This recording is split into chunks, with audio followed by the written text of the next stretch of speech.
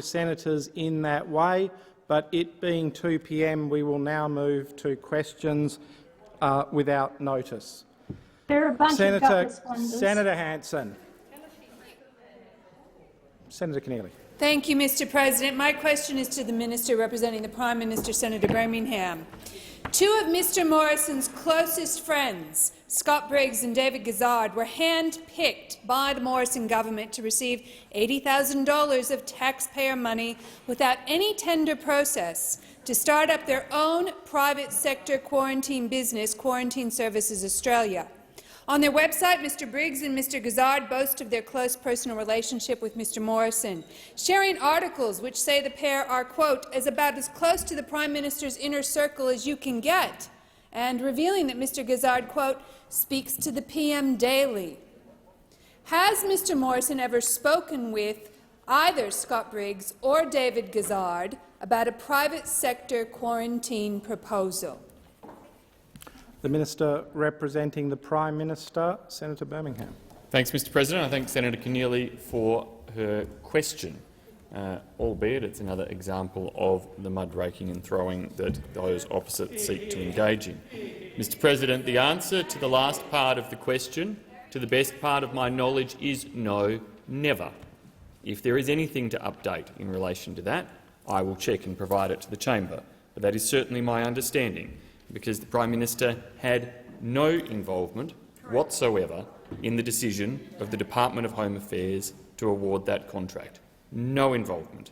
The contract decision was entirely a matter for the Department of Home Affairs. As the Secretary of the Department of Home Affairs himself made clear to Senator Keneally at estimates on the 25th of October, the engagement and the contract had nothing to do with ministers, their staff or their officers, and was personally overseen and managed by the department. Order. Senator McAllister. Senator Keneally, you have the call. A supplementary question. Thank you. According to a report by Sky News, Home Affairs Secretary Michael Pezzullo reportedly told business leaders that the Quarantine Services Australia deal was, quote, a really important project for the Prime Minister. Given this is a really important project for the Prime Minister, has Mr. Morrison recused himself from any and all Cabinet discussions about the proposal? Minister. Thanks, Mr. President. Mr. President, the answer effectively is yes, Mr. President. However, as I said earlier, that is only once he became even aware of the fact that anything existed in relation to discussions. Because, Mr. President, this contract, this matter, was all, as I said before, executed by the department without any engagement by the Prime Minister or ministers. Senator Keneally, a second supplementary question. Can the minister confirm on what date the Prime Minister recused himself from any and all Cabinet discussions in relation to Quarantine Services Australia? Minister. I'll take that on notice, Mr. President, but again reiterate that in terms of the contract and the engagement there, that was a matter undertaken by the department with no discussion, approval or otherwise by the Prime Minister. We'll now go to Senator Small. Thanks, Mr. President. My question is to the Minister representing the Prime Minister, Senator Birmingham. Can the Minister update the Senate on the achievements of Australians throughout 2021 and how this Liberal National Government has had a plan to support Australian families and businesses throughout the challenges of COVID-19 this year? Call the Minister. Minister Birmingham. Thanks, Mr. President. I thank Senator Small for his question, and in thanking Senator Small, I want to in particular thank all Australians who we are indebted and grateful to for all they have done throughout 2021 as a nation to stand together, particularly in the face of the once-in-a-century global pandemic that our nation and the world has been grappling with, which has resulted in the largest economic shock to the world since the Great Depression. Australians have demonstrated their resilience, and they should be congratulated and thanked for the efforts they have made, including coming out in droves to get vaccinated. More than 39 million doses administered nationally, more than 92% of the eligible population over 16 having had a first dose, and more than 87% now having had a second dose. COVID continues to be an enormous challenge right around the world. Only a few months ago, the Delta strain was wreaking havoc here, as it has across so many nations as the dominant variant. But lockdowns and restrictions put in place have helped to save lives and livelihoods alongside the strong economic policies and support measures that have been in place. Australia's fared far better than much of the rest of the world. On a per capita basis, the UK and USA have had over 40 times the number of COVID deaths compared to Australia. By avoiding death rates such as in OECD nations, we've managed to save over 30,000 lives. We've also fared far better than most countries on the economic front. Whilst we saw a contraction in the September quarter, this was during the period of the lockdowns across New South Wales, Victoria and the ACT. But our economy has been roaring back. Job ads are more than 30% higher than they were at the start of the pandemic. In fact, they're at a 12-year high. More than 350,000 jobs have come back since the start of September. We're on a pathway to see unemployment at or below 5% for a sustained period. Only the second time that's happened in 50 years. That's the strength, and that's thanks to the hard work of Australians. Senator Small, a supplementary question. Thank you, Mr President. Minister Birmingham, how do the efforts of Australians in rolling up their sleeves to make Australia one of the most highly vaccinated nations in the world provide us with the confidence to safely reopen, stay safely open and live with the virus as we look ahead to 2022? Minister. Mr President, our national plan for reopening that the Prime Minister drove and ensured we had the expertise of the Doherty Institute to underpin and took through National Cabinet has relied upon Australians rolling up their sleeves to get vaccinated, and we thank them for doing that. In fact, they've become champions at it, delivering such high, globally high vaccine rates across Australia. It is this that makes possible the safe reopening across our country. It's the incredible outcome made possible by all of the health workers and those who have both risked their lives to help people suffering from COVID-19, but also helping to protect us all through the rollout of the vaccination program. That journey is not over. We are now one of the first countries in the world to roll out a comprehensive nationwide booster program to make sure people can be as safe and as protected as possible. We've got access to more than 151 million additional doses, and the boosters will be freely available to anyone who is fully vaccinated. This is something we can all look forward to in 2022. Minister, your time has expired. Senator Small, a second supplementary question. Thank you, Mr President. Minister, how will this government's plan continue to provide the confidence to sustain our economic recovery? And indeed, what are the risks to a stronger and brighter future for all Australians in 2022? Minister. Mr President, we entered this pandemic from a position of economic strength, having brought the budget back to the point of balance for the first time in 11 years. This provided us with the fiscal artillery to be able to respond comprehensively throughout the pandemic with $311 billion in direct economic and health support. JobKeeper, the coronavirus supplement, record business tax incentives to drive more investment through the economy, introducing and extending temporary full expensing and loss carryback arrangements. All of them have helped to ensure that our economy gets through COVID strongly and comes out of it strongly. At the same time, $10.2 billion in tax relief flowed to 11.5 million Australians just during the September quarter, the largest tax cuts to flow in a single quarter in 20 years. We may have been able to do all of this because we've stuck to our plan, kept our economy strong, kept Australian businesses strong, and the world can only but wonder what it would have been like had the Labor Party and their higher taxes been there instead of the actions that we have taken to keep such strength. Expired. Senator Ayres. My question is to the Minister representing the Prime Minister, Senator Birmingham. Mr Morrison claimed that Liberal Party ads aired during the national bushfire emergency were simply communicating government policy decisions, despite being authorised by the Liberal Party, and the host page, including a donation button.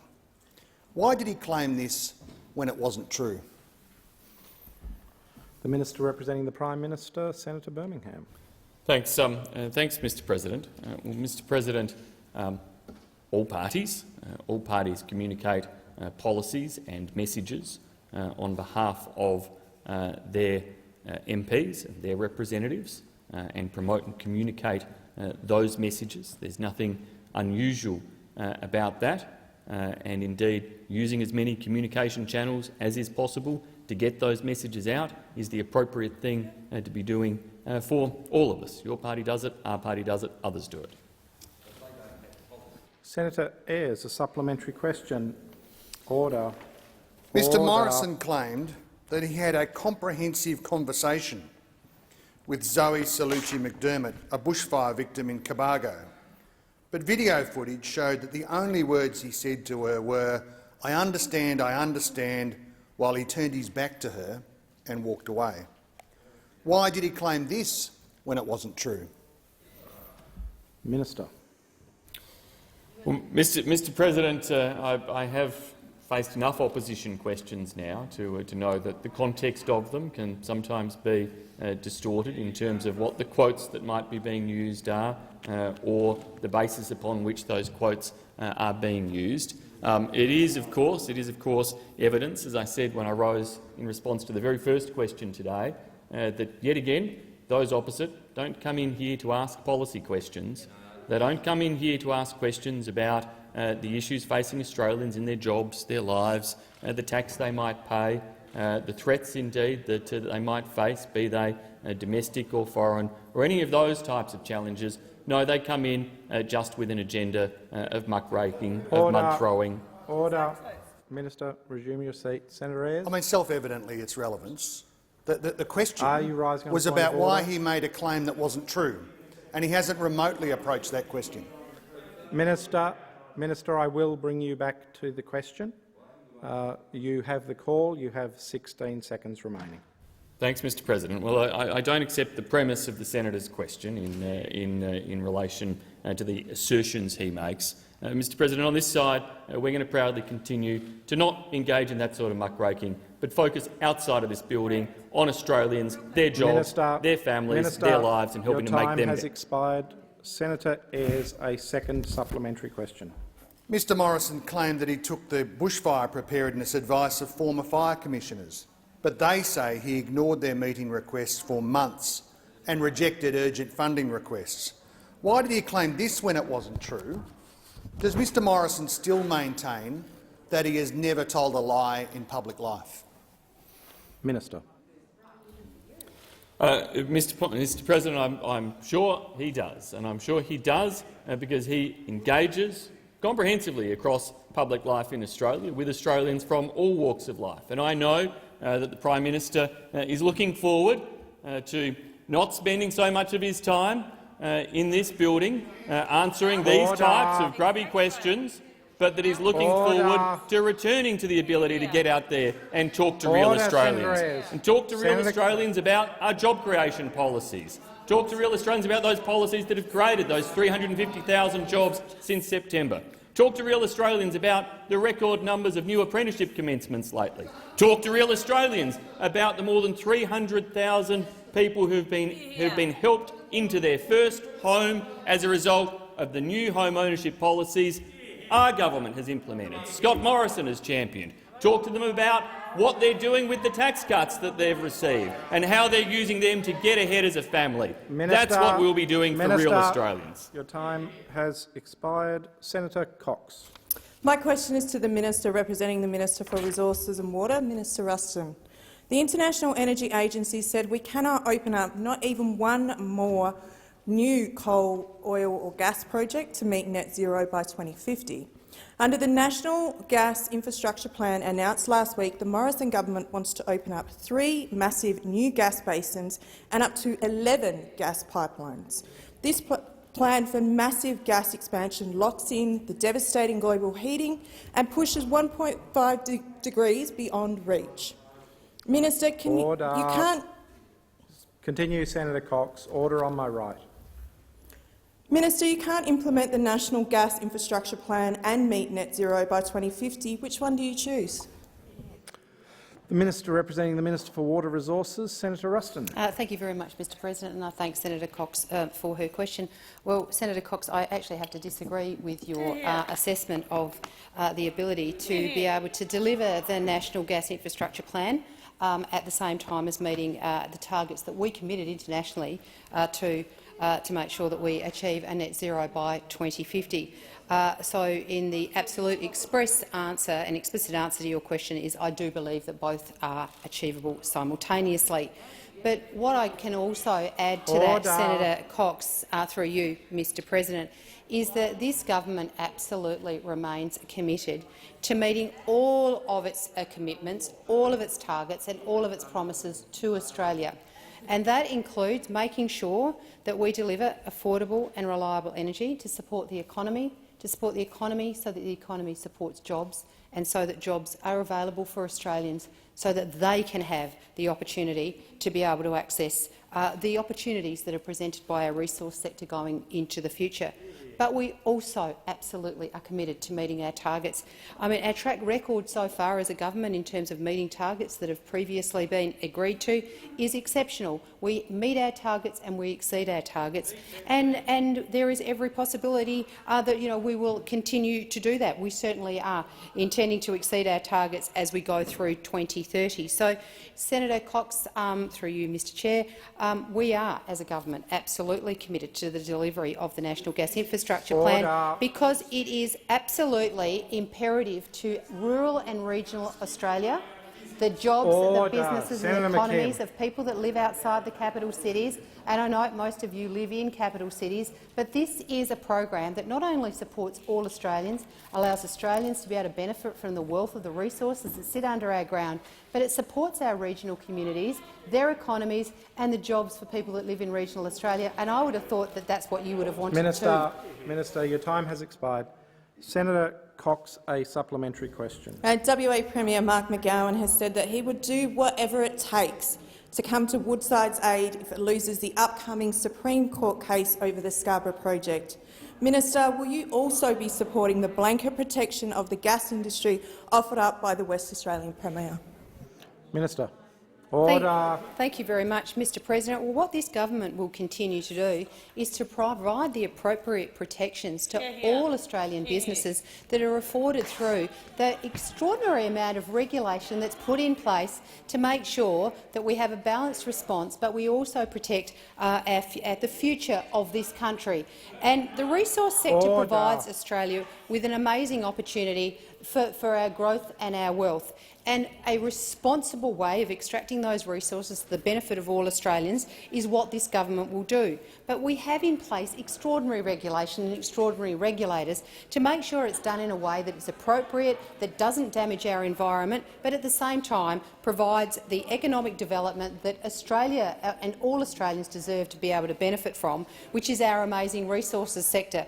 And through you, Mr Chair, Senator Cox, rural and regional Australia has lived off the sheep's back and out of the resources that come out of our ground for many years, and it will continue to do so.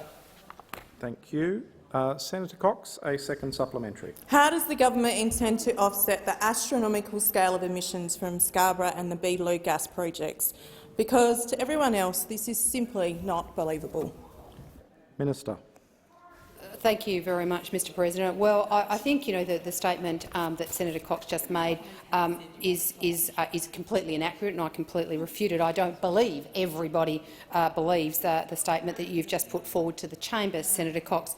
In fact, I think that most reasonable Australians actually understand that good governments actually can balance out making sure that we look after our environment, but at the same time making sure that our economy is strong, because a strong economy supports all Australians, and that includes people that live in rural and regional Australia as well as those that live in the city. But we know that our gas-fired recovery is extremely important for Australia. We will do it in a responsible way that doesn't damage the environment, but we will not do it in a way that damages Australian businesses, puts jobs on the line and Senator Rice, on a point of order.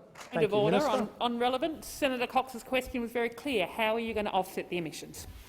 I cannot direct the minister how to answer a question. I believe the minister was being relevant to the question. Minister, you have the call. Yeah, thank you very much, Mr. President. Well, to the interjection or the point of order, the same way we always do, Senator Rice, and that is responsibly and via a regulated mechanism. Order. Thank you, Minister. And we now go to Senator Patrick. Thank you, Mr. President. My question is to the Minister for Foreign Affairs and relates to the implementation of the AUKUS agreement. Isn't it the case that to implement transfers of nuclear material to fuel any Australian nuclear submarine, it will be necessary for Australia to conclude a specific arrangement with the International Atomic Energy Agency in accordance with Article 14 of our 1974 Nuclear Safeguards Agreement with the IAEA? Isn't it a fact that in more than 40 years in which the IAEA have been implementing comprehensive nuclear safeguard agreements, the agency has never concluded a paragraph 14 agreement? Isn't this required agreement unprecedented? Isn't it the case that the approval by the IAEA Board of Governors will be required for the agency to agree to a paragraph 14 agreement with Australia? The Minister for Foreign Affairs, Senator Payne. Thank you very much, Mr. President. Thank you, Senator Patrick, for your question. And there are a number of issues that you have raised in that question. I'll try and canvass as many of them as I can. In the first instance, can I say that Australia has been very strongly engaged with the IAEA since the since the announcement of AUKUS itself. We notified the IAEA as soon as the announcement occurred. The Prime Minister himself met with Director General Grossi on the 2nd of November. Importantly, Mr. President, Australia comes to this table absolutely steadfast in our support of the nuclear non-proliferation regime and its cornerstone, the NPT. There is no change to our status as a non-nuclear weapon state, and we will comply with our obligations under the NPT. In fact, we have one of the best nuclear weapons non-proliferation reputations in the world. I can go to that further, Mr. President, but let me also record for the record that neither the NPT nor Australia's Comprehensive Safeguards Agreement with the IAEA prohibit naval nuclear proliferation. We aim to set the highest possible non-proliferation standard and strengthen the integrity, indeed, of the non-proliferation architecture. Australia delivered a trilateral statement with the United Kingdom and the United States during the IAEA Board of Governors meeting last week, from the 24th to the 26th of November. That statement emphasised that Australia does not and will not seek nuclear weapons. Our willingness and intent to proceed in an open and consultative manner, especially regarding issues of nuclear material, facilities and activities relevant to the IAEA. Our cooperation will be fully consistent with the three parties' respective non-proliferation obligations, and that this cooperation will be pursued in a manner that preserves the integrity of the non-proliferation regime. As is publicly known, many of the program specifics have yet to be determined across the next 18 months period. Your time has expired. Senator Patrick, a supplementary question. Thank you, Minister. Last week, Australian Ambassador Richard Sadler sought to persuade the IAEA board that consideration of AUKUS is premature. The board, at China's initiative, agreed to include the transfer of nuclear materials in the context of AUKUS and nuclear safeguards as an agenda item. Mr Sadler argued China's proposal to establish a special committee to look at AUKUS issues would politicise board deliberations. Is China trying to politicise these board deliberations? Minister. Mr. President, in relation to whether the matter does or does not become an agenda item, our trilateral statement noted that a board agenda item addressing safeguards related to an Australian nuclear-powered submarine program is premature. When there are significant developments to report, and in the interests of transparency, we are happy, indeed very keen, to update the board in the future under the AOB, as we intended to do at this meeting. The statement also noted that there have been some mischaracterisations of the AUKUS partnership and Australia's acquisition of conventionally armed nuclear-powered submarines, and it clarified those. So I don't entirely agree with Senator Patrick's description of Ambassador Sadlier's approach, but that is the way in which the matter was dealt with on the agenda, Mr. President. Can I say that we have seen wilful disinformation in relation to the AUKUS announcement from a number of parties, and that disinformation compounds multiple offences of a similar nature this year. Your time has expired. Senator Patrick, a second supplementary. Thank you, Mr. President. Minister, how concerned are you that China and Russia will seek to obstruct IAEA board approval of the safeguard arrangements that will be required to implement the AUKUS nuclear submarine program? Are you concerned that AUKUS will be hostage to other issues on the IAEA agenda, Iran's nuclear ambitions and what to do with North Korea? What is your diplomatic strategy to overcome these risks? Minister. Thank you very much, Mr. President. I thank Senator Patrick for his supplementary question. We expect all members of the IAEA board and, in fact, members of the international community to act responsibly, to engage in the accurate dissemination of information, not disinformation or misinformation for that matter. That goes to these matters, Mr. President, and of course many others, as I have stated repeatedly during the pandemic in particular, and this is no exception. In relation to the IAEA, we will continue to work transparently and openly within it and with the IAEA. We'll engage with the IAEA in a manner that is consistent with the established rules and practices of the IAEA. Australia, the United States and the United Kingdom will not be playing political games which undermine that very architecture. We know that it goes to the heart of the importance of this process, and we intend to work within that constructively, openly and transparently. Senator Davey. Thank you very much, Mr. President. My question is to the Minister representing the Deputy Prime Minister, Senator Mackenzie. Can the Minister update the Senate on how the Liberals and the Nationals in government are delivering for regional Australia to provide confidence for small business and families for a stronger future in 2022? The Minister representing the Deputy Prime Minister, Senator Mackenzie. Thank you very much, Mr. President. Thank you, Senator Davey, for your question and your strong advocacy for the regions. Mr. President, the Liberal and National governments are the only governments that can deliver for regional Australia because, after all, we're the most in touch with the millions of Australians who actually live and work in these beautiful parts of our nations. Many of us on both the Liberal Party and the Nationals actually live and raise our families in these regions. Not the Greens, I must say, who do their very best every single day in this place to shut down sustainable, best practice rural industries like forestry every single day, or the Labor Party, who continually turn their backs on blue-collar workers slogging it out in our mining, resources and manufacturing industries. It is the Liberal and Nationals who have the track record of delivering for regional Australia and will continue to do so. Based on the current investments and previous investments our governments have made, we'll be providing over $100 billion to the regions to 2030. Over 2021, we've delivered a multitude of programs that have supported regional Australia in infrastructure, telecommunications, health, education, agriculture, tourism and resources sector. We're supporting local businesses to create jobs. More than 2,500 Australians have been employed in constructing the Inland Rail alone, which has seen more than 400 companies across the nation share in over $2.2 billion worth of contract for supplying. And we haven't stopped there.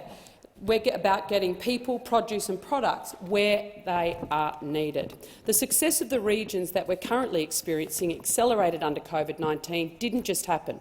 It took hard work and on-the-ground leadership. It's a direct result of the entrepreneurial spirit, the drive of the local people, infrastructure investment and government policy to connect regional Australia to enable our products to reach markets across the globe.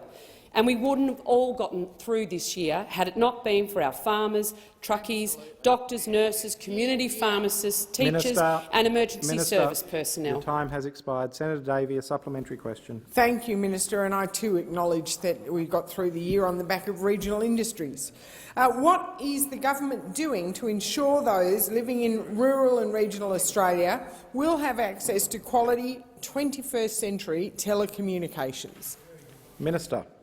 Well, Senator Davey, I Order. can. As part of the Liberal National Government's wider regionalisation agenda, we want to see people living and working out in the regions, especially across northern Australia. But to do that, you actually have to have access to 21st century telecommunication, particularly the type of telecommunications that's taken for granted by those people living in cities.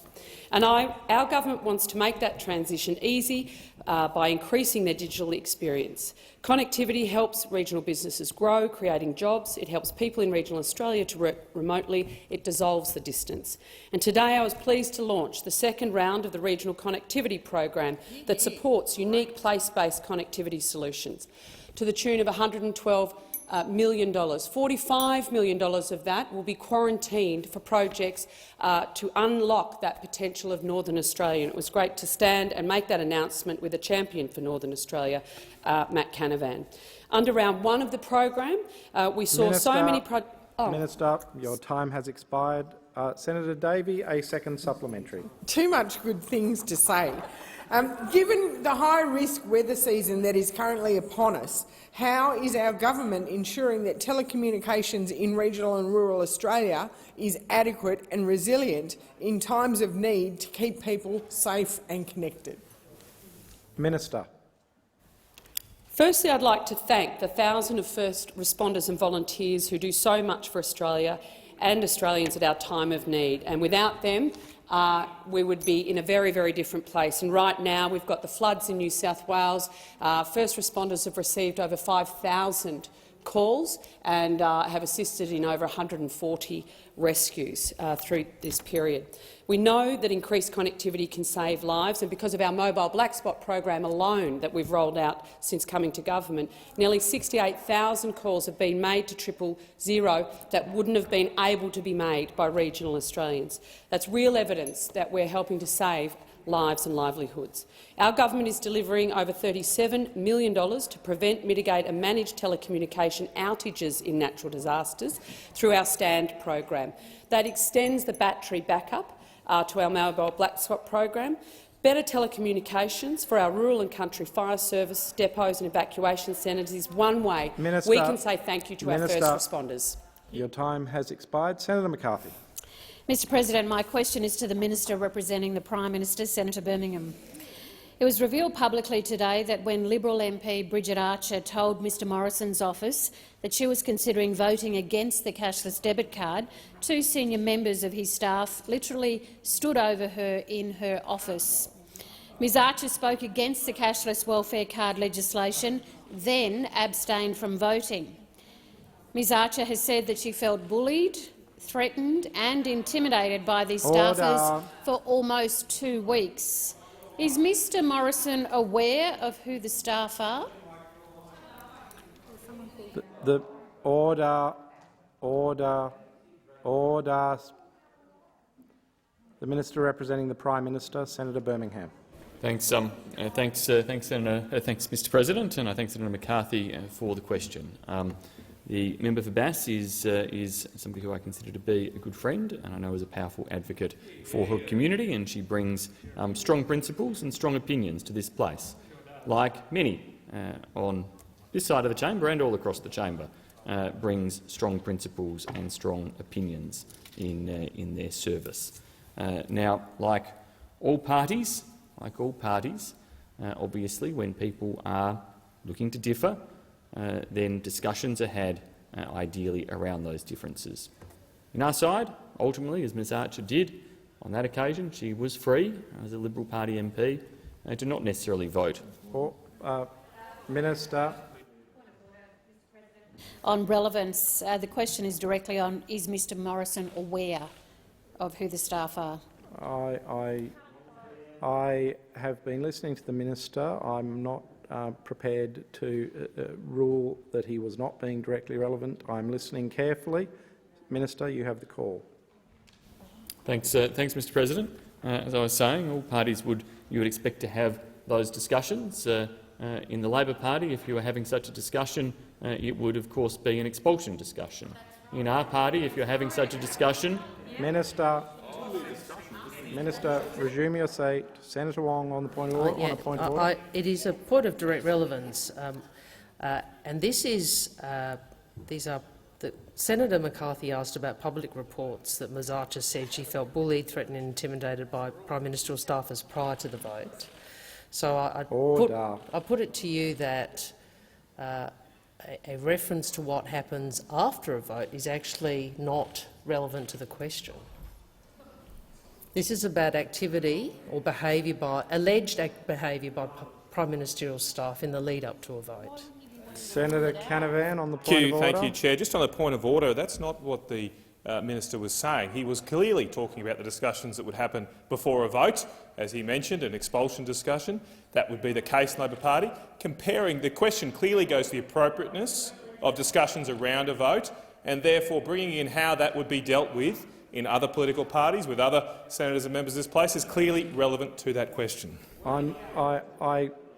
Senator Wong, order. Order. Senator Wong has had the opportunity to bring the minister back to the question. I'm listening carefully to the answer. I cannot direct a minister how to answer a question. Minister, you have the call. Thanks, Mr. President. The point purely that I was making is that robust discussions are had in this place. They're had right here in the chambers about people's position in relation to bills and votes. They're had in offices across the building about people's positions in relation to bills and votes. Only one side of politics has a structural threat in place as part of their rules that says very clearly in terms of what the threat is, if you go against us, you're out of here. That is not what happens in our party, but of course discussions are had, Mr. President. Order. I will not give Senator McCarthy the call until there is order in the chamber. Order. Senator Gallagher. Senator McCarthy, you have the call for a supplementary question. With allegations of bullying, threats and intimidation of one of his female MPs by his own staff having now been made public, what action has Mr Morrison taken? Minister. Thanks, Mr. President. Mr. President, Mr. Morrison has made clear his respect for the member for Bass, his support for her, and very much his ongoing engagement and discussions with her. Order. Once again, as has been the case through many of the questions I've faced today, and it's not uncommon, what is put to me as assertions or direct quotes are not always completely direct quotes that apply. Order. Mr. President, as I've made clear, discussions you would expect happen between party leaders and their members or senators and their officers. These are commonplace across the building. Of course, you can have strong disagreements. They should be done respectfully. That's the way the Prime Minister always expects them to be conducted. Senator, order.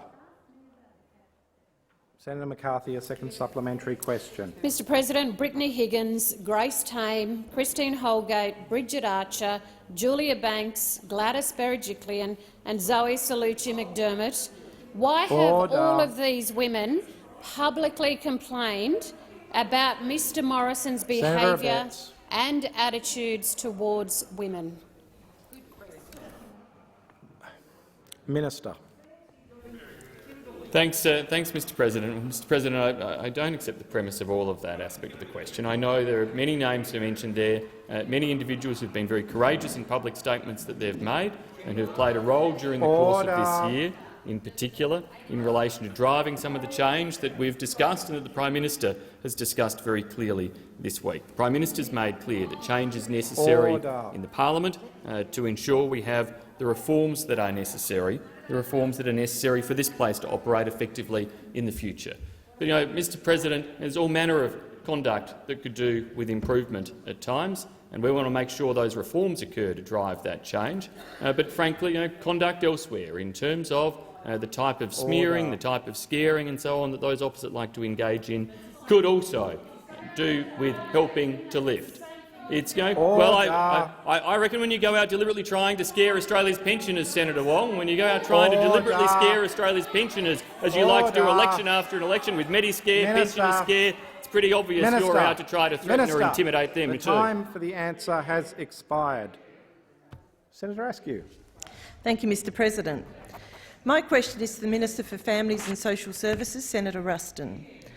With tomorrow being International Day of People with Disability, how is the Liberal and Nationals government continuing to support people with disability in all elements of their lives?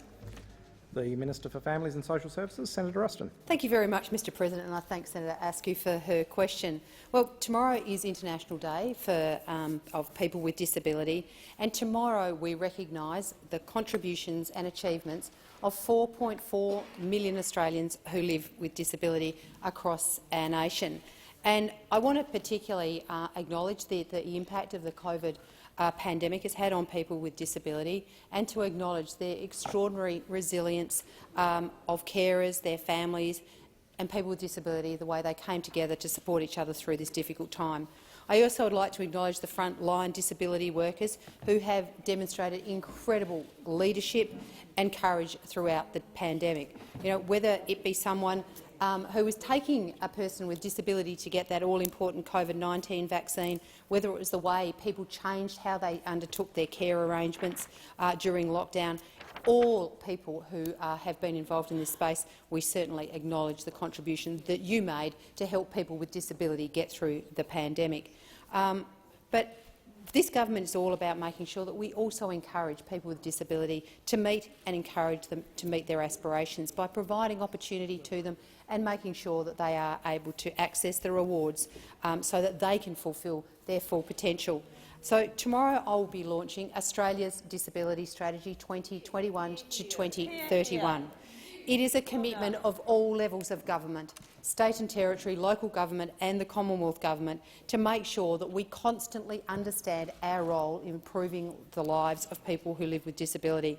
And this comes on top of more than 3,000 consultations with people with disability, peak bodies, carers, families, academics, to make sure that the next National Disability Strategy, Australia's Disability Strategy, actually recognises the need to have a foundation to create generational change, a society where all people with disability can reach their potential. Senator Askew, a supplementary question. Thank you. Minister, how is the government supporting people with disability into employment? Minister. Thank you very much, Mr President. Well, we know that a job in anybody's life is a game changer, and that should not be any different for somebody who lives with disability. So that's why tomorrow, alongside Australia's Disability Strategy, I will also be launching the next National Disability Employment Strategy, which is part of our overall strategy to improve the lives of people who live with disability. Our employment strategy is aptly named Employ My Ability, and it will be very much a focus on the abilities of job seekers with disability. My goal is to make sure that we give people with disability access to the full suite of opportunities that every other Australian enjoys. We've consulted widely, and can I just acknowledge the Disability Employment Advisory Committee that was chaired by Dylan Alcott and Simon McKeon, who have put in such an extraordinary amount of work to make sure that our next National Disability Employment Strategy meets the needs of job seekers who live with disability. Senator Askew, a second supplementary. Thank you. How is the government helping people with disability access support services and up-to-date advice? Minister. Thank you very much, Mr President. Well, we're committed to ensuring that people who live with disability have information about policies, programs and supports that are available to them to make sure that they are able to get, have a life of accessibility.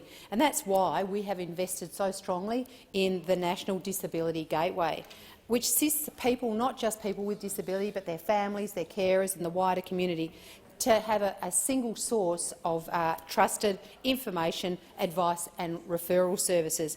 And I'm proud of all the work that we have done to support Australians with disability. And this year we rolled out the I Can campaign to encourage Australians with disability to make sure that they are accessing the information that we hope will improve their lives. The AD campaign features people who live with disability.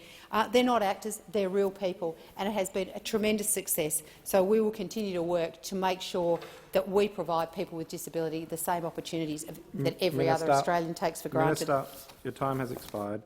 Senator Gallagher. Thank you, Mr President. My question is to the Minister representing the Minister for Health, Senator Colbeck. Senator Gerard Rennick has said of the Pfizer vaccine, and I quote, "When are these snake oil salesmen going to be called out? The Pfizer shot doesn't deserve to be called a vaccine." When asked during Senate estimates what action this minister would take in response, he assured, and I quote, "I'm happy to follow up personally with my colleague." Has the minister personally spoken with Senator Rennick about these comments? If so, when, and what did he say? The Minister representing the Minister for Health. Order. Thank you, Mr President. Senator Colbeck, you have Thank you, Mr President. I have had conversations with Senator Rennick about the efficacy of vaccines on a number of occasions, Mr President, because the data is very, very clear. The vaccines are safe and they work, Mr President. And so those are it's those statistics, it's that information that I've put to Senator Rennick, Mr President, because I'm firmly of the belief, because I look at the information every day, I read the data every day, and the data demonstrates, Mr President, the vaccines are effective. They are effective. Yes, that's exactly right, Senator. I look at the data every day because it's important that we understand that that's the case, Mr President. And it shows in the data, Mr President, in the fact that last year, Mr President, without a vaccine, 7% of cases in this country, Mr President, were in aged care. This year, with the workforce vaccinated and the residents of aged care vaccinated, the number of cases as a proportion of the aged care cases is 0.7%, Mr President. 10 times less. 10 times less the number of people in aged care as a proportion of cases this year compared to last year, Mr President. So the data is very clear. And those are the points that I put to Senator Rennick, Mr President, because I want him to understand what I know by looking at the data, that the vaccines that we have for Australians are not only safe, but they are effective, Mr President. And I will, at every opportunity, continue to repeat that message, not only for people like Senator Rennick, who has some questions, but I'll also repeat that for other Australians, to convince all Australians that they ought to take up the opportunity for a vaccine, Mr President. And over 92% of Australians have now had a first dose, and approaching 87% have had a second dose. That's a great result, Mr President, and I congratulate Australians for going out and getting vaccinated. Your time has expired. Senator Gallagher, a supplementary question. Thank you, Mr President. Senator Rennick has also set up a taxpayer-funded website undermining COVID-19 vaccines, which Australian Medical Association Vice President Chris Moy has described as, and I quote, "conspiracy theory push polling. It's about as anti-scientific as you can get." Does the minister agree? Minister. Thank you, Mr President. I agree with Mr Moy.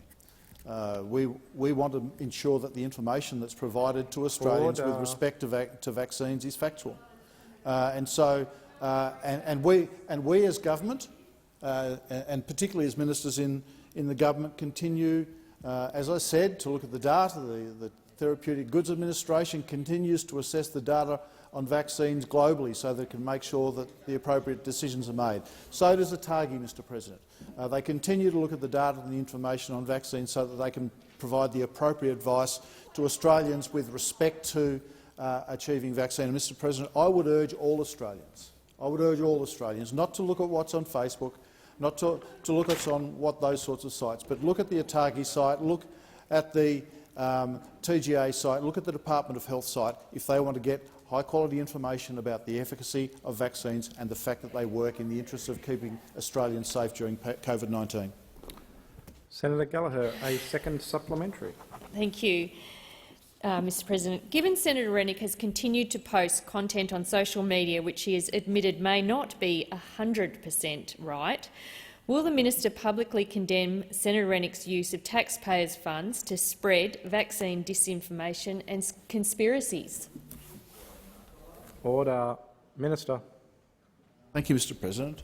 Well, I've urged Senator Rennick to ensure that the information on his website is factual and is true, and I acknowledge that he's admitted that it isn't.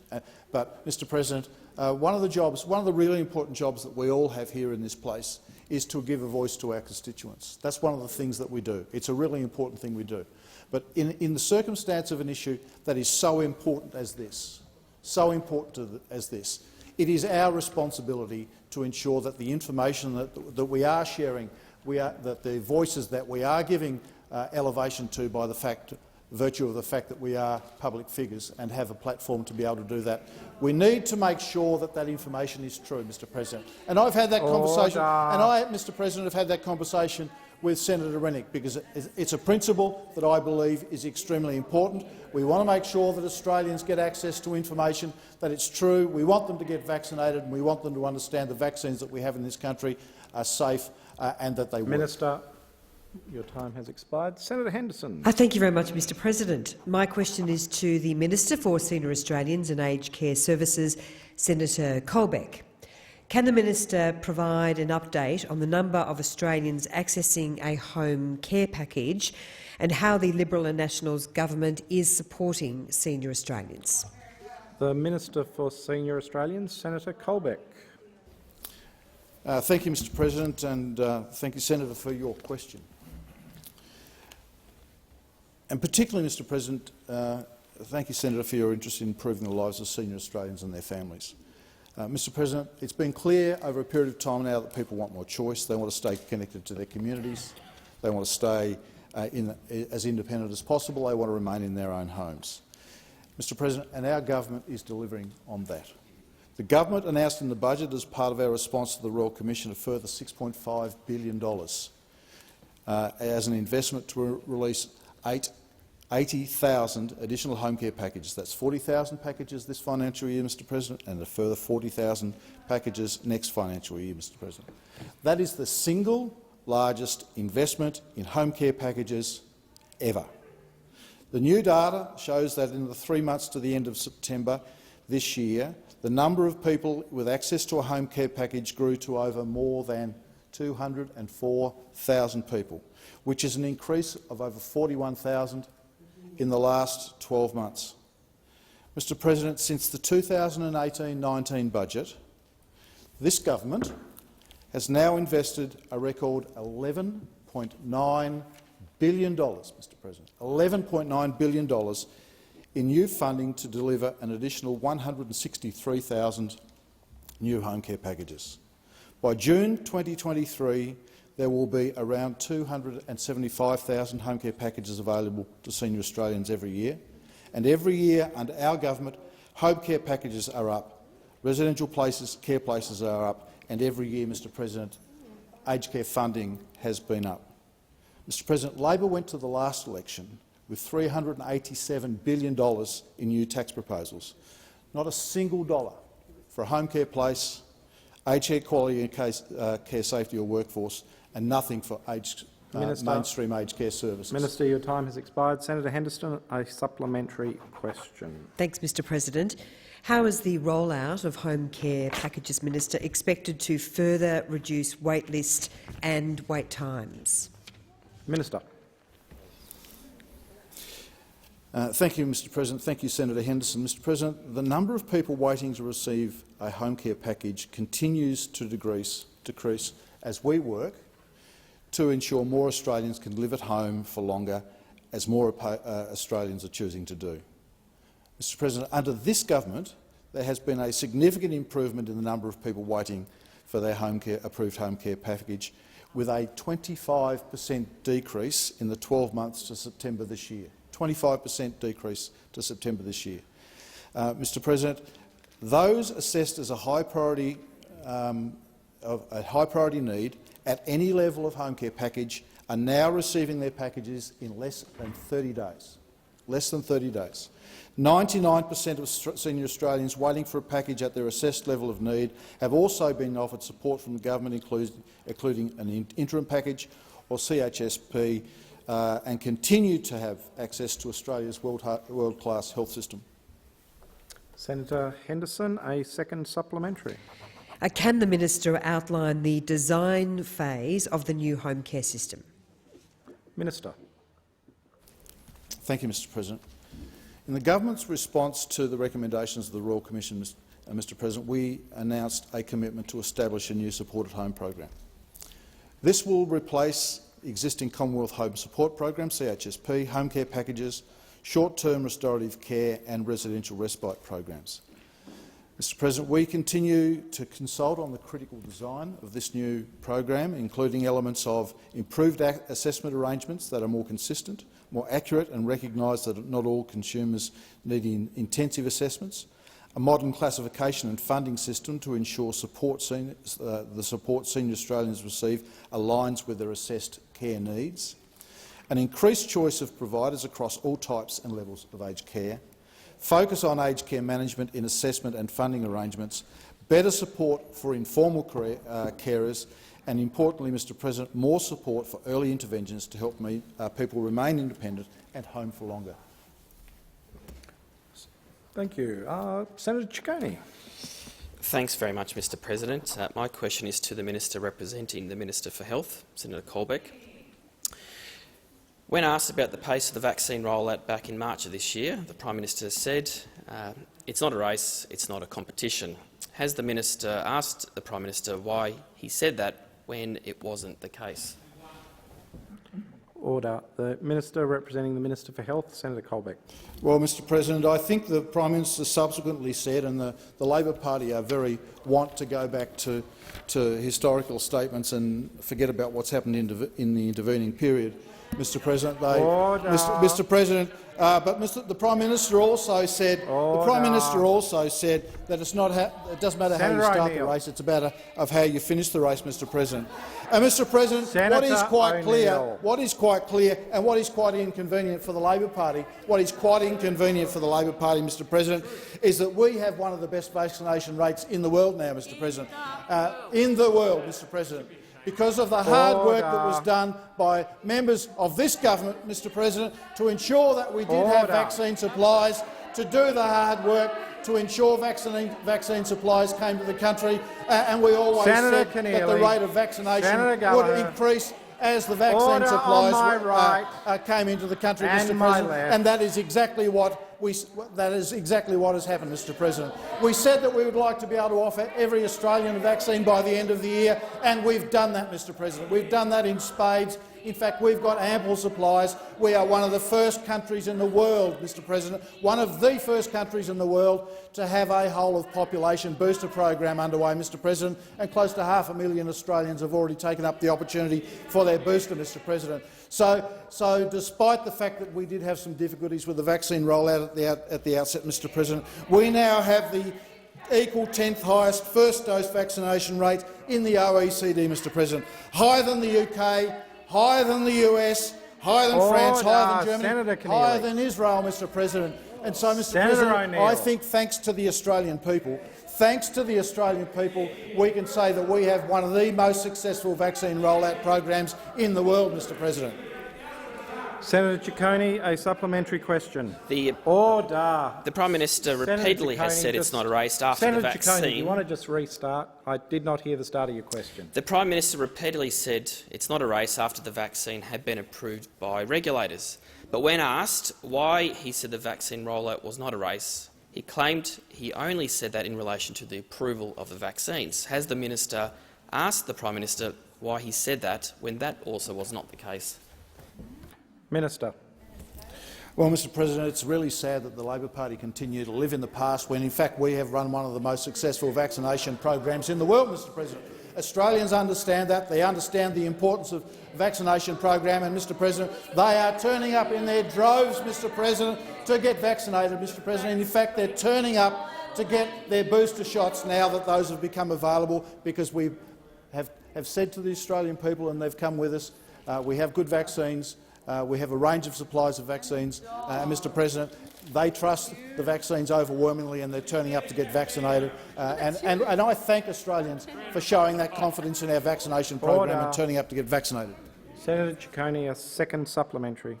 Thank you very much. On April 6, the Prime Minister appeared to blame the European Union for a lack of vaccine supplies, which the EU has denied. The very next day, the Prime Minister claimed he never blamed the EU. Has the Minister asked the Prime Minister about his criticisms of the European Union? Minister. Well, Mr President, I'm doing what the Prime Minister is, which is looking to the future. I'm not living in the past, as the Labor Party are doing. We're looking to the future. We're looking forward to opening the country up. We're looking forward to the economic recovery that comes along with that, Mr President, and we're looking forward to Australians having the opportunity to travel and be back together for Christmas and into 2022, Mr President. So the Labor Party can live in the past. They can look at the future in the rearview mirror, Mr President, but we're getting on with the economic recovery. Senator Fawcett. Thank you, Mr President. My question is to the Minister for International Development and the Pacific, Senator Seselja. Can the Minister update the Senate on how Australia is working with our Pacific family to secure our region's recovery from the COVID-19 pandemic? The Minister for International Development, Senator Seselja. Thank you, and I can. Our region's health, prosperity and security is absolutely vital to Australia's, and we have been working closely with our partners across the Pacific to address our shared challenges. Now, in response to the pandemic, Australia is investing more than $1 billion above and beyond our ongoing development support in our region. And despite some of the messages from those opposite, particularly the Greens, we've already shared over 9.2 million doses across the Indo-Pacific as part of our commitment to deliver 60 million doses to our neighbours by the end of 2022. Now, in addition, Australia is investing $130 million in the COVAX facility, which has distributed over 100 million doses to Southeast Asia and the Pacific, and more than 400 million doses globally. Vaccination means more than just doses, and Australia has allocated $623 million to get vaccine doses in arms, including vaccine procurement, distribution, administration, training and planning. Now, beyond the health impacts, this pandemic has also posed serious economic challenges across our region. In 2020-21, Australia provided $361 million in direct financing to support economic growth and social protection in our region. This investment has helped governments in our region to expand social protection schemes to support more than 150 million people. Australia is also extending loans worth more than $2 billion to Indonesia and PNG to help address their economic needs, because the economic resilience of these two great democracies is absolutely vital to Australia and to the region. Now, throughout the pandemic, Australia has continued to invest in quality infrastructure through a lending pipeline of more than $1 billion. Already we've finalised deals to finance renewable energy in the Solomon Islands and undersea telecommunications cable in Palau, and upgrades and maintenance at Fiji's airports.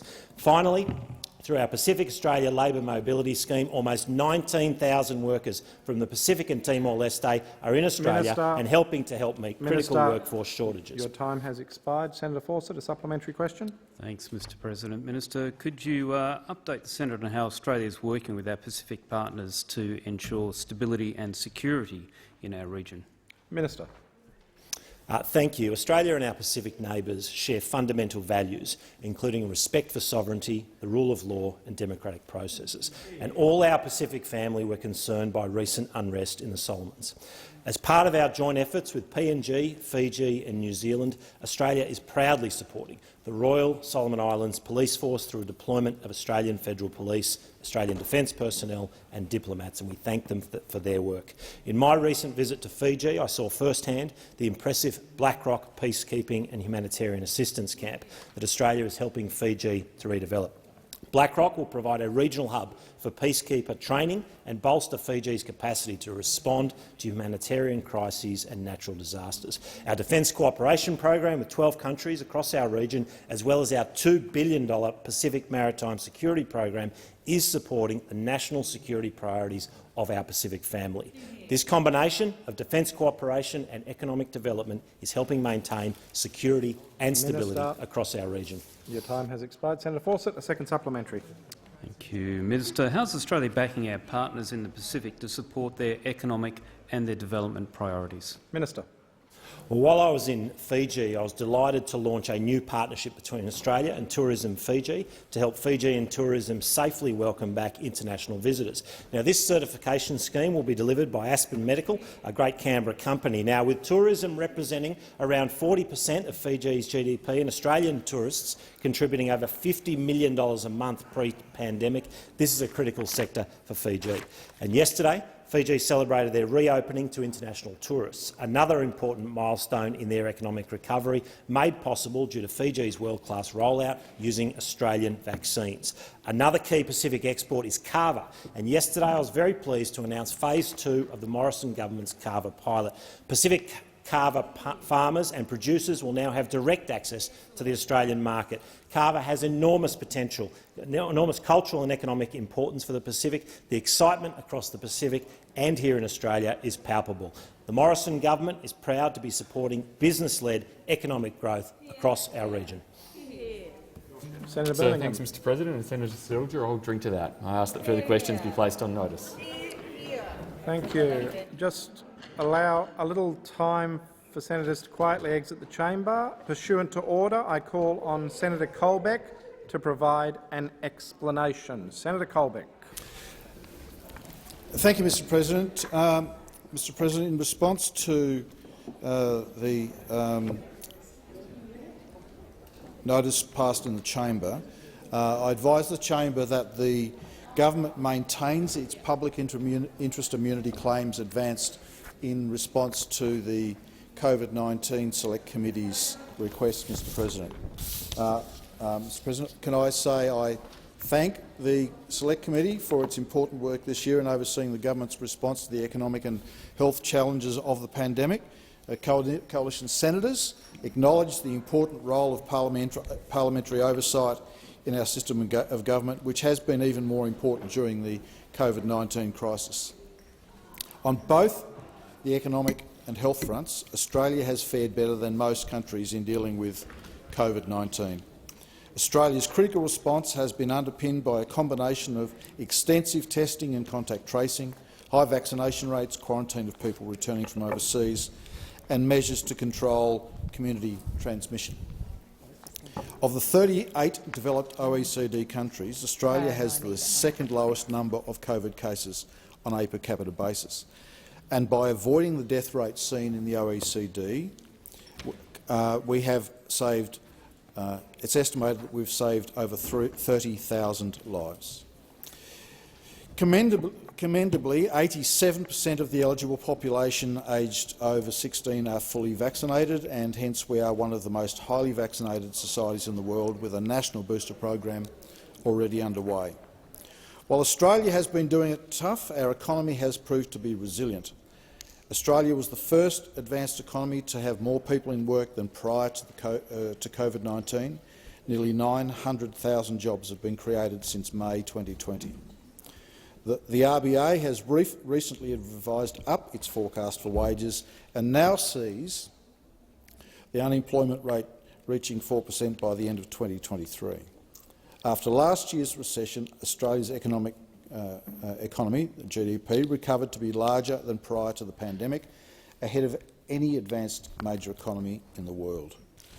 While Australians have experienced public health restrictions this year, the federal government— Sorry, Senator Colbeck. I think Senator Patrick is on a point of order. Yes, thank you, Madam Deputy President. On relevance, the purpose of this explanation is to explain why a document hasn't been provided to the Senate, not to rattle off a bunch of stuff about performance of government. Thank you, Senator Patrick, and you can seek to take note of the minister's comments afterwards if you so choose. Minister, please continue. Thank you, Deputy President. While Australians have experienced public health restrictions this year, the federal government has supported 2.19 million individuals who have been paid out of a total of $12.59 billion in COVID-19 disaster payments. Deputy President, in 2021, the COVID-19 Select Committee has held 17 public hearings, which includes 9 appearances by officials from the Department of Health. This year, the committee has sent out approximately 470 questions on notice to both government and non-government witnesses, and of those, 260 answers have been returned to the committee. Since the commencement of this inquiry in April 2020, more than 2,700 questions to witnesses have been put on notice, and more than 2,160 responses to those questions have been received. The committee's public hearings have been held in addition to the regular parliamentary sitting weeks and appearances of government departments and their agencies before Senate estimates hearings. It is clear that parliamentary scrutiny is operating as normally as possible and that Parliament is fulfilling its duty to keep government accountable even when challenges have arisen due to public health restrictions across the country.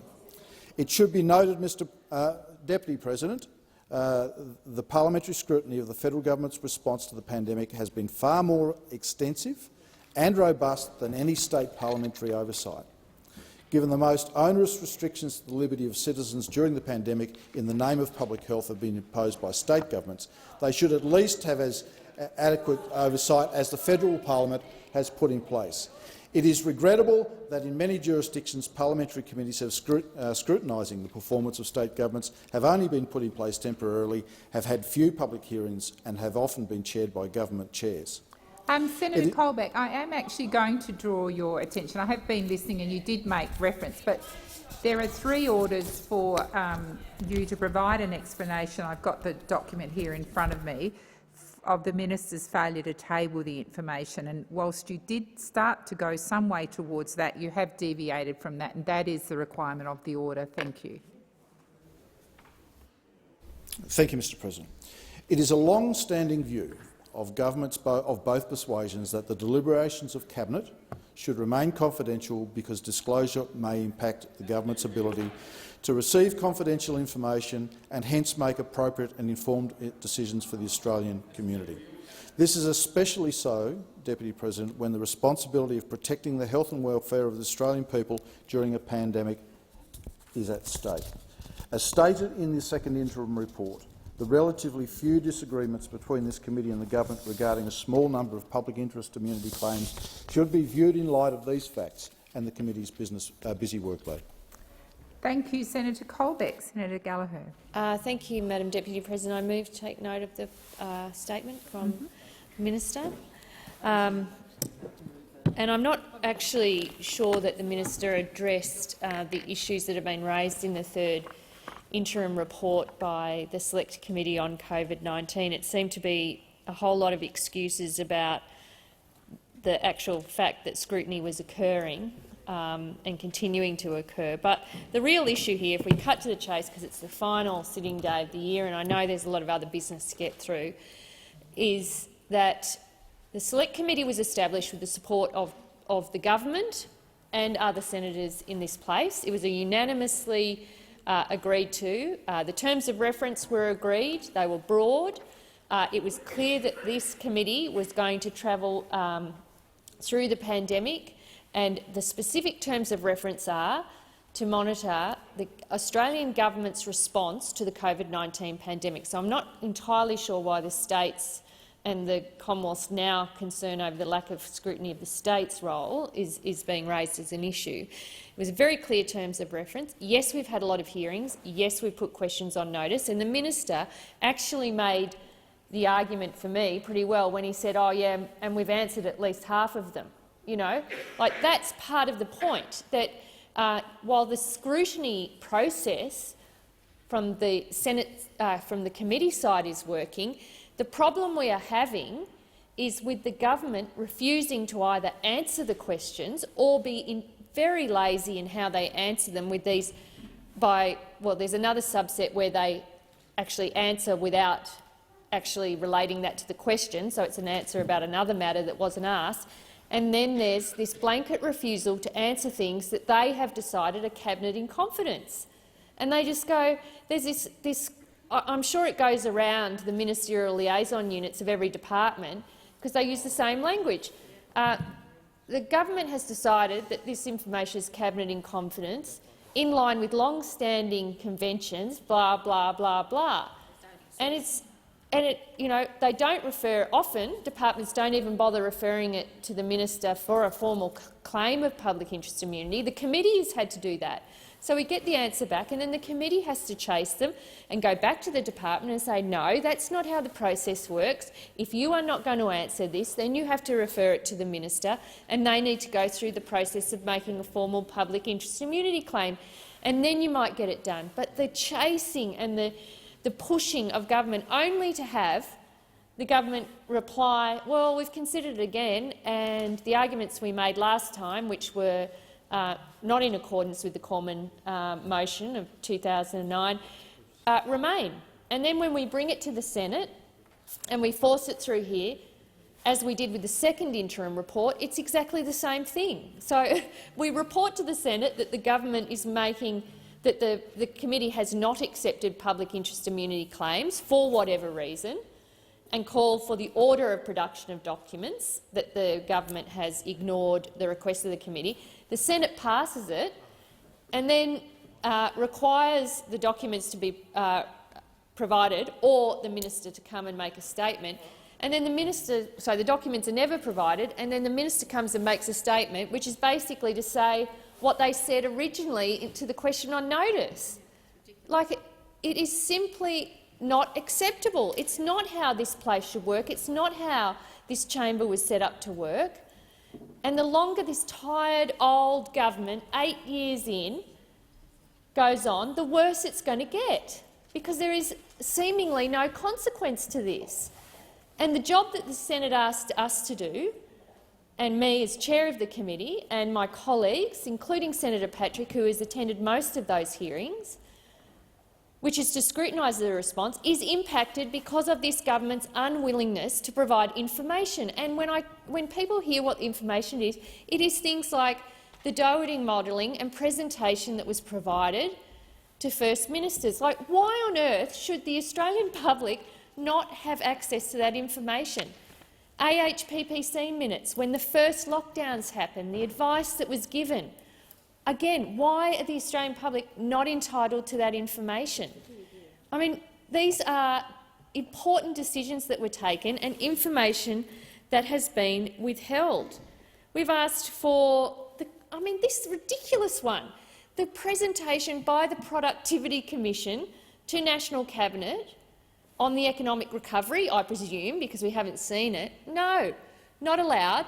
And when we've again asked that following Senator Patrick's successful case through the AAT, when we put it back on notice saying, OK, well, Justice White has found that National Cabinet is not a committee of Cabinet and therefore your blanket Cabinet in confidence argument is tossed out, so please provide this document. It comes back, no, not providing it. When you do an FOI on any correspondence that was engaged in about how you came to that decision, you see it's all coming from the Prime Minister's department. All these departments are going, oh, the committee's after those documents again, what do we say? And it's a coordinated refusal to provide that information. Oh, we can't, it comes back from PMNC. They've got all their hands over. Health admitted as much, that they had consulted PMNC about their response before refusing again to provide the information to the Senate that was called for by the Senate. And the thing is, like, when you are in opposition and you are trying to do this, we will remind you of this, the fact that you are trashing convention and practice of the Senate. So we have to stand up for it. We have to argue for transparency and accountability, and not just what you choose, because it seems to me that the approach the government's taken is we will choose what access Senate committees have to information. And that's not how the system was set up to work. It was that the Senate was the powerful. It had the power to call for documents, to require documents, to order documents if they weren't provided. Not executive government deciding, well, you know what, you can have half of this and a quarter of that and none of that, which is what's happened and which is why the Senate committee has reported for a third time rejecting public interest immunity claims by this government, accepting one. We have accepted one because the argument was made and we accepted that. But on the other ones, access to important information, we haven't accepted it. And the Senate yesterday voted to require the government to provide it, and we got this. We got a speech about how great the government's been, how great it's going to be, how great it's always been. But by the way, you're not getting access to anything.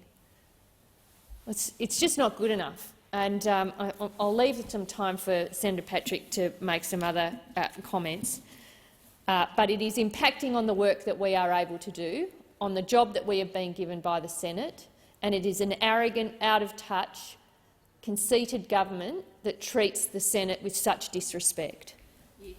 Thank you, Senator Gallagher. Did you wish to take note of the same matter? Yes, I do, Senator and I will, Patrick. but I still also reserve Yes. my rights in respect of Yeah, of course. 74(5). Just in relation to this particular matter, I want to sort of touch on perhaps 3 areas.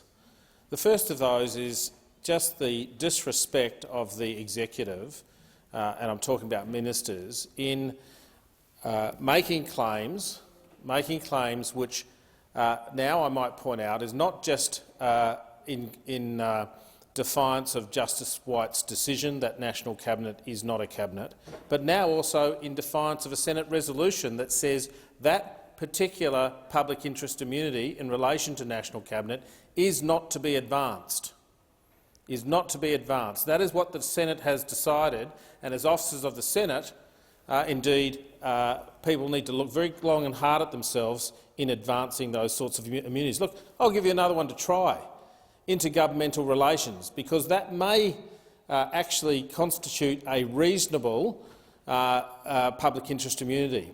But stop lying. Stop deliberately misleading. Stop basically confronting what is law in Australia. Accept the law as it is, and that National Cabinet is not a committee of the federal cabinet. The second point I would touch on, and that this goes to what Senator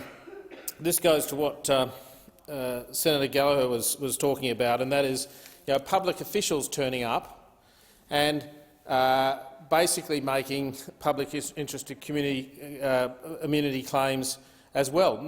Also knowing full well, because it's been quite highly publicised, the matter in the AAT against the Prime Minister by myself, where Justice White established that there was the National Cabinet was not a cabinet. And I'll just go back to the law as it is in Australia. Okay, this is not me suggesting what should happen. This is the law. Under the Public Service Act, under Section 10, there are certain values that the APS holds that include that they act in a professional manner, in an objective manner. They act with integrity. And indeed, Section 10 in brackets 5, the APS is apolitical and provides advice that is frank, honest, timely and based on the best available evidence. That is the obligation placed in law upon public servants.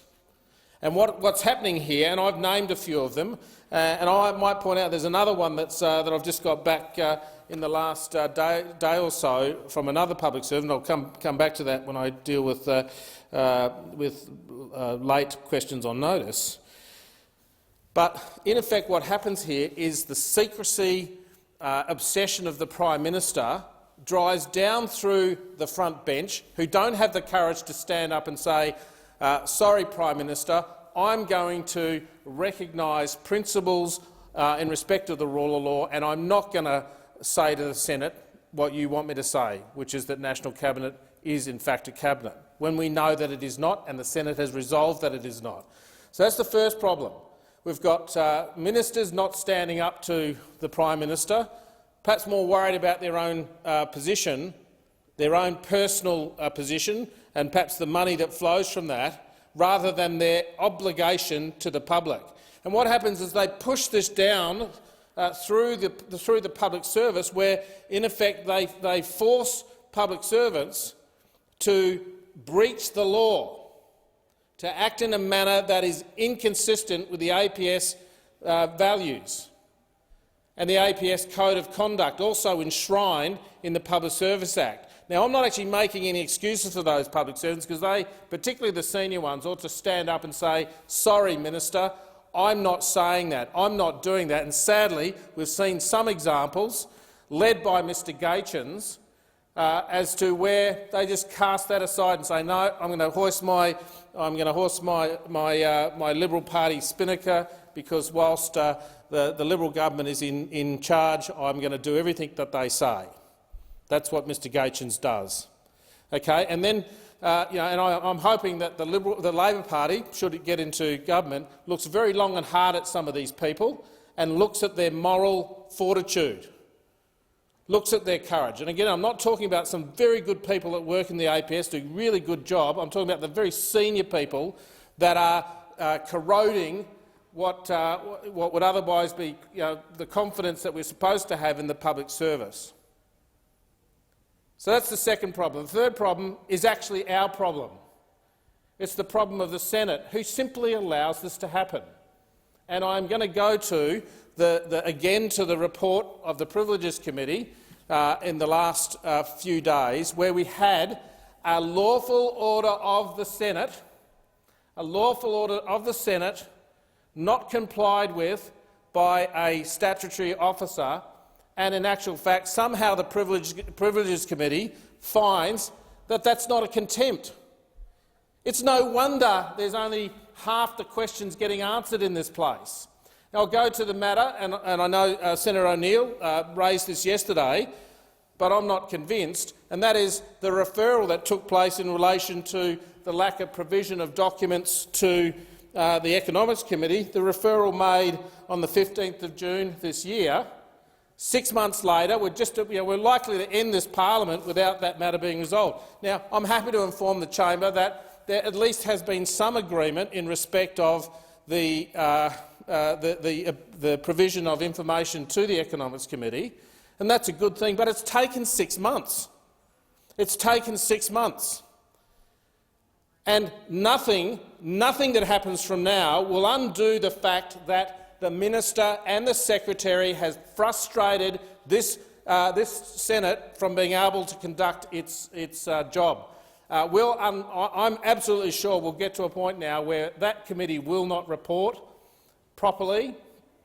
Sadly, we've lost the chair, who had so much passion in relation to this particular issue. But the Senate may not end up reporting on this, certainly not doing the job that it wanted to do. And whose fault is that? It's the fault of the Senate.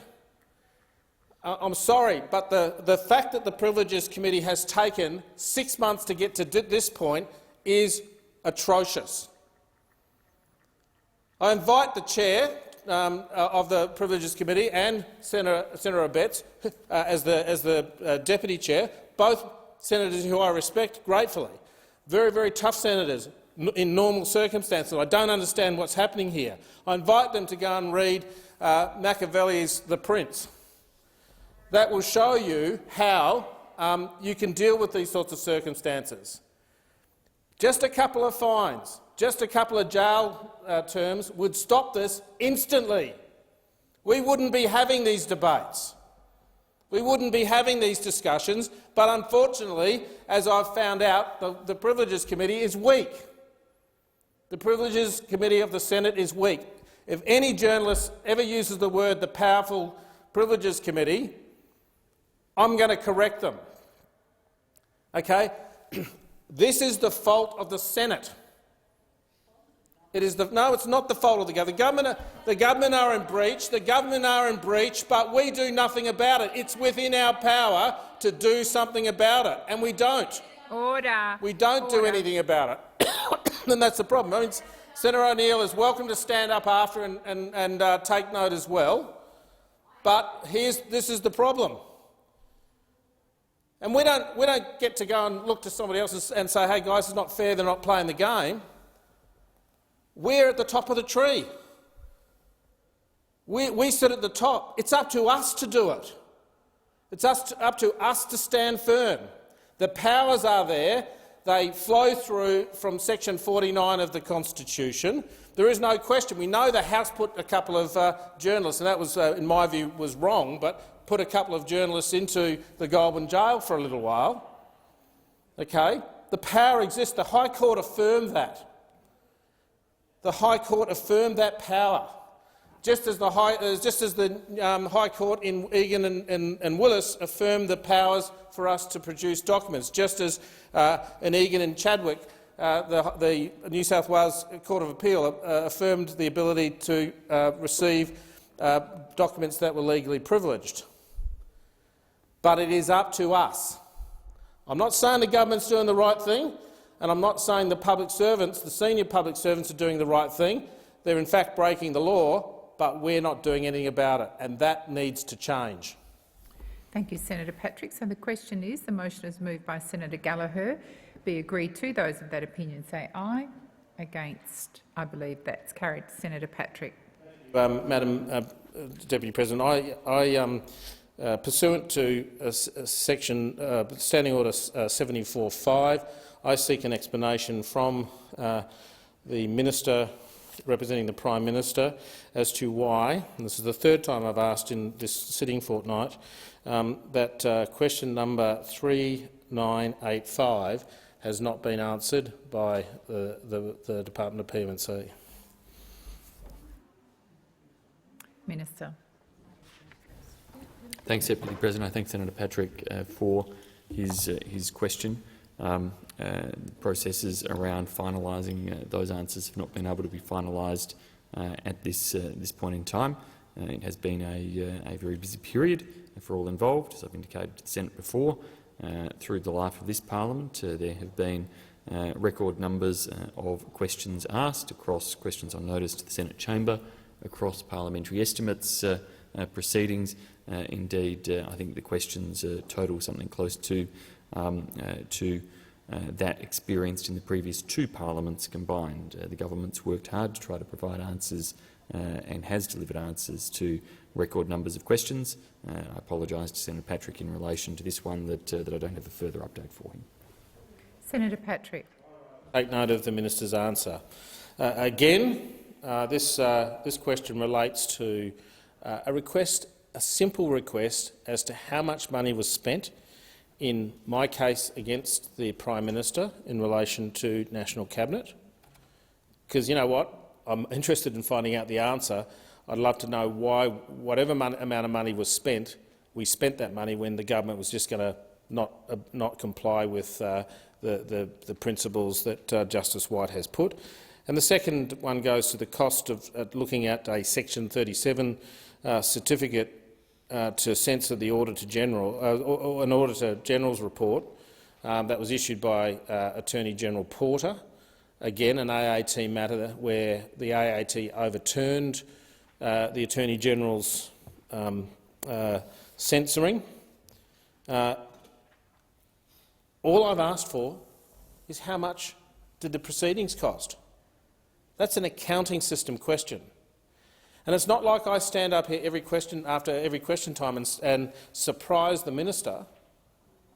I actually do the right thing in accordance with the President's guidance in relation to the standing order. I contact the relevant minister's office and I advise them that a particular question hasn't been answered and that I may choose to exercise my rights under the standing orders. It's not like somehow I surprise the minister in doing this. And so all I can think, I go back to last week, and Senator Birmingham stood up and said, "Look," I think it might have been Senator Dullingham on his behalf, stand up and said, "Look, we're trying to get to this answer." But after the second time I asked the question, and now the third time I seek an explanation, I would have thought that the minister would have picked up the phone to the Prime Minister and said, "You know what? Can we just give Senator Patrick his answer?" But no, that's too hard. Again, this question goes to costs around the proceedings in the AAT in relation to National Cabinet. And it does disturb me because, firstly, I don't think on the evidence that was supplied to the tribunal by Geoffrey Watson SC, eminent barrister, and I thank him for his pro bono work on the issue, it would have been obvious to anybody that there was no argument to be had. that National Cabinet did not meet any of the requirements of a cabinet. Didn't have cabinet solidarity, didn't have cabinet responsibility, wasn't even formed by the federal cabinet. It wasn't a committee of the cabinet because it was proposed by COAG. It was a committee of the COAG, and all of these things. The fact that a cabinet consists of members of parliament and members of parliament, or was responsible to one parliament, not to 9, as is the case with the national cabinet. The Prime Minister had said, in his own words, he said, we have these cabinet meetings, and sometimes some premiers disagree, but the bus leaves the bus station, and you either get on or you don't. That's not allowed in a cabinet system.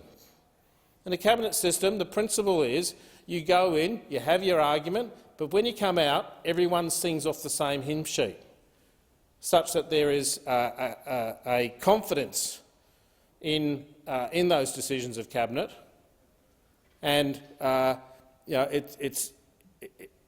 it's clear. It was clear going into those proceedings that there was no chance that Justice White would find in any other way than that there wasn't a committee of the cabinet.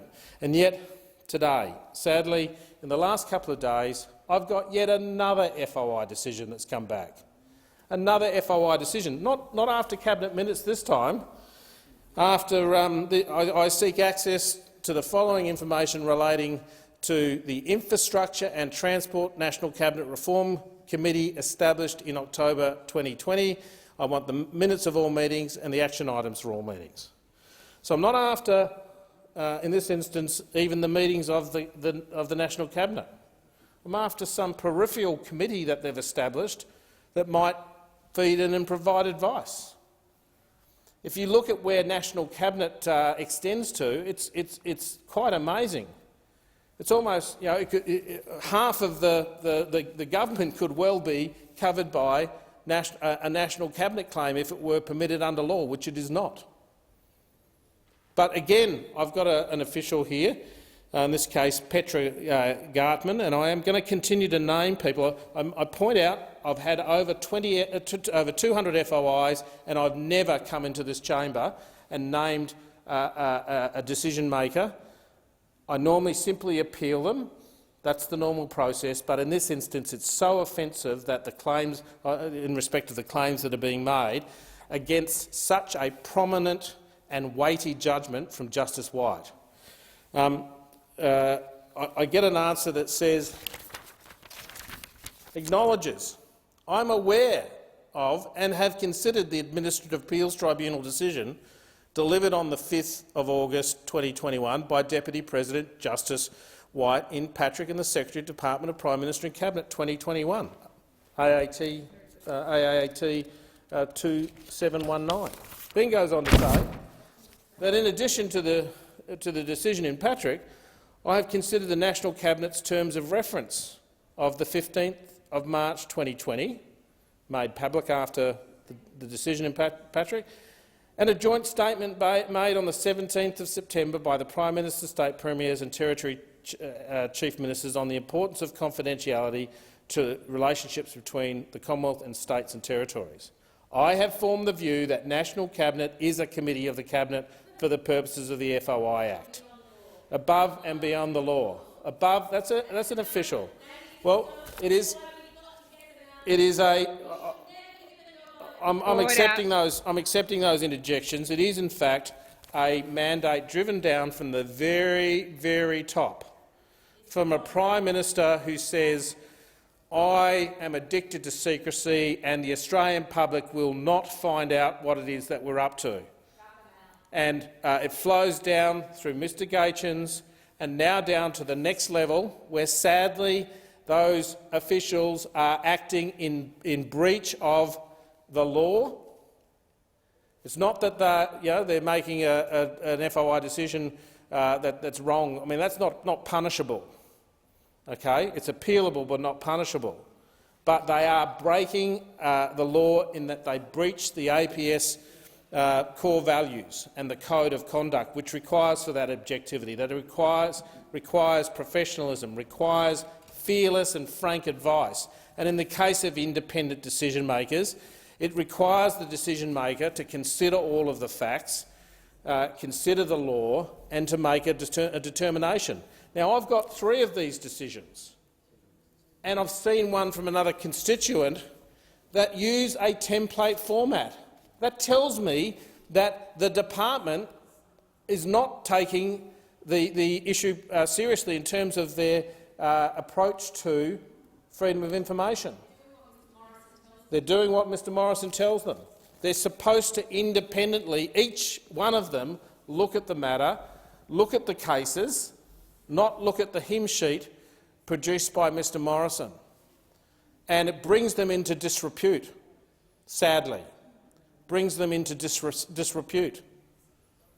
The way this works, and I would go back to, just to make it very clear to the chamber, what these officials are saying is that there's new information that Justice White didn't consider, and they then mention some terms of reference. Except if they read the decision of Justice White, I think it's para 189, I may be mistaken there, but if you read the decision, Justice White read the terms of reference and read the terms of reference in the context that the decision-maker was concerned about, saying that these are the terms of reference established by COAG. They were actually part of the FOI documents that were provided to me. And Justice White saw them, he looked at them, and then when he was making his decision, he raised some serious concerns about PM&C, which is supposed to be the preeminent government body. He raised concerns that they hadn't put on any evidence other than secondary, other than hearsay, as to the forming up of the National Cabinet. So he said, you know what, I'm going to take the terms of reference that were in the documents and I'm actually going to include them in my decision, and then he said, but it doesn't change the fact, because the terms of reference were generated by COAG. So that's the first point that these decision-makers are trying to hang their hat on. And it's wrong. It's simply wrong. The second one is they say that since that decision, the Prime Minister and the Premiers all stood up and said, we want National Cabinet to be confidential. Except that's not how this works. Justice White was asked to make a legal determination on the statutory expression of Committee of Cabinet. Okay? He was asked to interpret what was in the statutes. No amount of statements outside of this chamber as to what Committee of Cabinet means, whether it's the Prime Minister, Premiers or even a legal expert, can override what Justice White has said. If the department and the Prime Minister thought that Justice White was wrong, they could have appealed it to the full bench of the federal court, and they didn't. They didn't. And so what do they go off and do now? They now just come out with this approach that says, let's just ignore what the judge said. And that's why I stand up in this chamber upset. That's why I'm having a go at public servants directly, noting their seniority and the need for them to respect the law of this land. That's why I stand up and say what I do, and I'm doing it on a regular basis, because it's unacceptable. It's unacceptable to the Australian public. I mean, just the principle in general that Australians are not allowed to see some of the really important decisions that were made by the National Cabinet that affected their liberties. Weren't allowed to see the AHPPC's advice as to whether children should go to school or whether we should have lockdowns or what constituted a hotspot. All of that sort of stuff ought to have been made available to the public. It should have been made available to the public, and the Prime Minister should have recognised that the release of that information was important. It was important for public confidence. But he failed to do so. He failed to recognise that.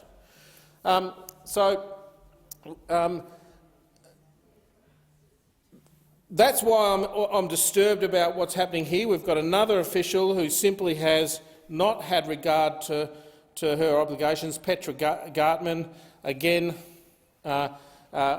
basically trimming her sails to the political will of the Prime Minister. And it is quite appropriate for me to walk in here noting that the government spent money. They spent money on a QC to challenge me in the AAT.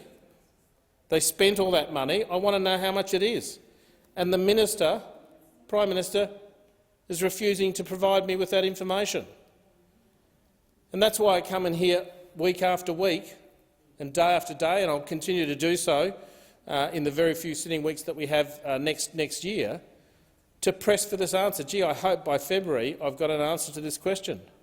It's just the government needs to understand our role is oversight. Our role is to inquire, to inform ourselves as to what government is doing on behalf of the people, and to question what they're doing on behalf of the people.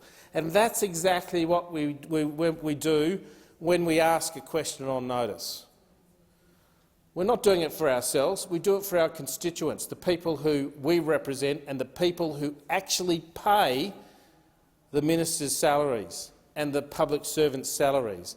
And it's completely disrespectful that the government takes more than the 30 days in the standing orders to answer these questions.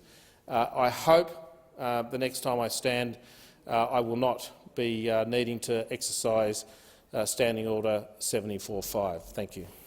Thank you, Senator Patrick. So the question is, the motion is moved by Senator Patrick to take note of answers to questions be agreed to. Those of that opinion say aye. Against, I believe the ayes